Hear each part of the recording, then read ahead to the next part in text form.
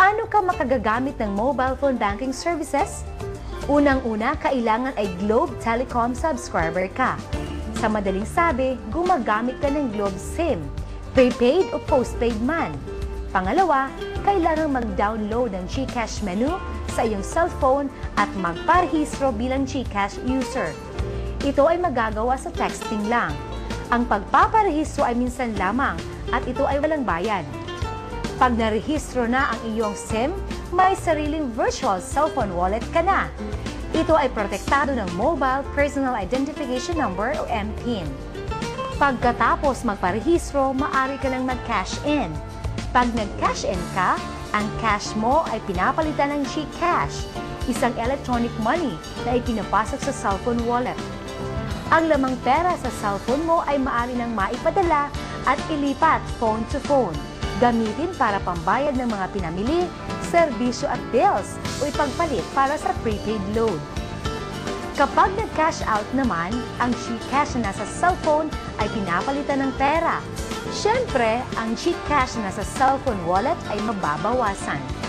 Mayroong 8,900 accredited GCash, cash-in, cash-out locations nationwide. Para makatanggap ng deposito gamit ang GCash, kailangang magkaroon o magbukas ng deposit account sa alinmang Globe accredited partner banks. Sa deposit account na ito, ipapasok ang lahat ng GCash na ipapadala sa pamamagitan ng text deposit.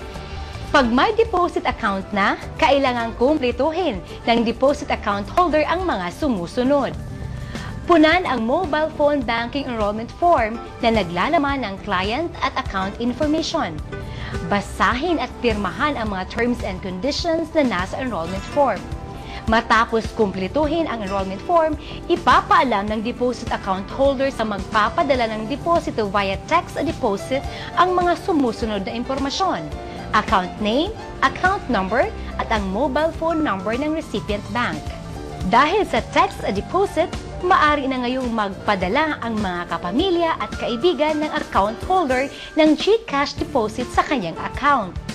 Narito ang mga hakbang na kailangang kumpletuhin ng nagpapadala para magamit niya ang serbisyong text deposit. Sa inyong cellphone, pumunta sa Globe Services Plus, hanapin ang GCash menu at kumpletuhin ang mga sumusunod. Hanapin at piliin ang Send GCash. Ibigay ang sariling 4-digit MPIN at piliin ang OK.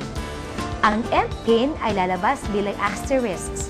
Ito ay isang security feature na kagaya ng ginagamit sa mga ATM. Ibigay ang 11-digit cellphone number ng recipient bank at piliin ang OK. Ilagay ang halaga ng GCash na nais ipadala sa deposit account ng padadalhan. Ipasok sa message ang deposit instructions kagaya ng format sa ibaba. FAO, deposit account name, space, deposit account number. Parehong makakatanggap ang nagpadala ng deposit at ang recipient bank ng confirmation message na may magkaparehong reference number. Importante na ma-save ang reference number o kaya ay maisulat sa papel o notebook. Ang reference number ay patunay o resibo na naipadala na ang deposit via text. Maaari nang i-withdraw ng deposit account holder ang ipinadalang GCash sa pamamagitan ng text deposit sa kanyang bangko. Sa isang katulad ni Margarita na rehistradong GCash user, deposit account holder ng Globe accredited bank at rehistradong text deposit user, simpleng-simple lang para makapag-text deposit sa sariling account. Kailangan lang magpadala ng deposit instructions sa pamamagitan ng text message sa kaparehong format. FAO, deposit account name, space, deposit account number. Kahit malayo sa mga kapamilya at kaibigan, mabilis ding napapalapit kung ang pag-uusapan ay ang pagpapadala ng pera sa bangko na gamit ang text deposit.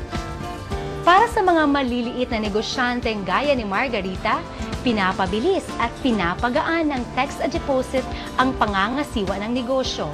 Bukod sa napakadaling gamitin, nagdaragdag pa ng benepisyo ang text deposit sa mga negosyante na tumatanggap ng GCash sa mga customer. Ang SMS ay may bagong kahulugan na, send money make money at save money.